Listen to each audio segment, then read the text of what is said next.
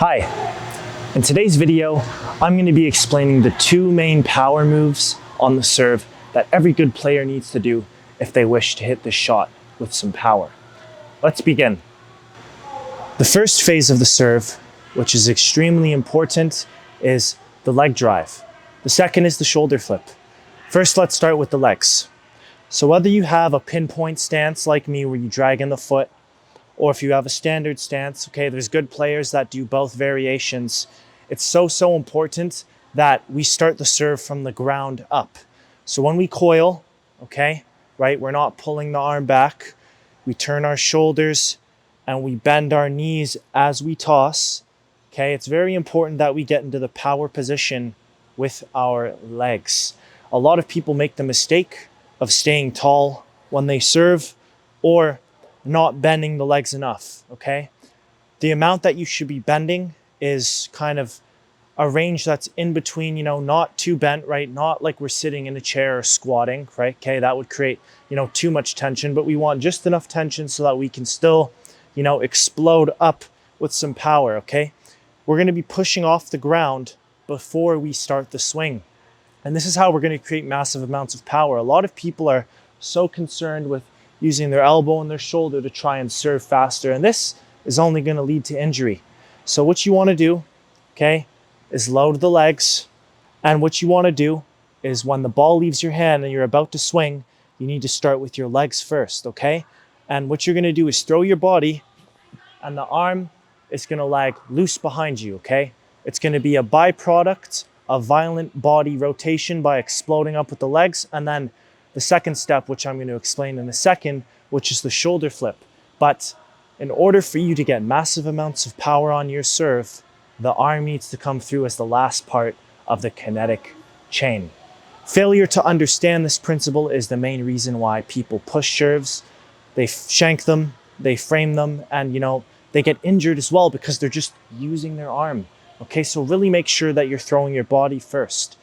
The second phase of the serve, which is important for creating massive amounts of power, is the shoulder flip, okay? Now, when we drive the legs, it's very important that we flip our shoulders as well.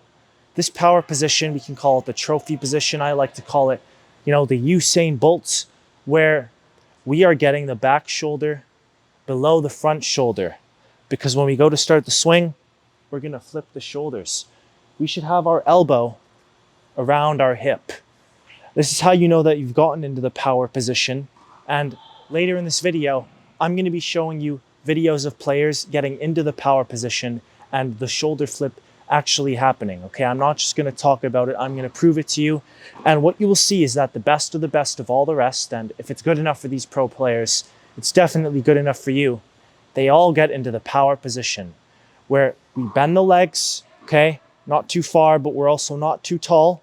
And we get shoulder over shoulder, okay? It's a common myth that we raise the shoulder on the serve, okay? This is tennis misinformation, okay? And all bad serves are usually diagnosed with, one or both of these issues where there's a lack of a leg drive and almost no, shoulder dip with a shoulder flip whatsoever, okay? So now that you've, kind of got an idea of these concepts, let's go take a look at some videos of the best servers implementing these two power moves. In this video analysis, we're going to be looking at Roger Federer's serve, Djokovic's serve, also Thomas Berdych and Ben Shelton, and we're going to look at the common threads of the two most important power moves, and you will see that all of these players do it, and you cannot have a good and powerful serve without it. It's just not possible. So, as we can see, and keep in mind Federer is just casually warming up serves, but we're going to pause when he's in the power position, and simultaneously he has gotten his shoulder over his shoulder and he has gotten his legs into the power position. He's not sitting in a chair. He's also not standing tall. He's just building up enough tension so that he can still jump up and explode into the ball. Okay? It's one, and we've got two down here. Okay? It's really, really simple. And he does it. Now let's look at the other players that also do it very well. Okay, next up, we've got the man himself, Novak. And we're going to see, okay, his serve, which is a very good serve. He hits the same check marks. Okay, there is no question that the shoulder flip and the shoulder dip does not occur. His elbow is almost at his hips. His legs have simultaneously gotten into the power position. And let's also analyze the shoulder flip, because this is a much better angle. The shoulders are still in this position, and you're going to see that when he goes to hit, this moves first. Okay?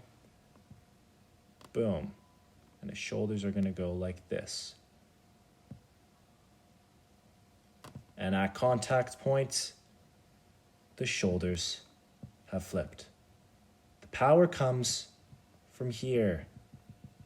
Okay, and look, his legs have also fully unloaded. He's in the air. The power does not come from here. Let's look at Tomas Berdych now.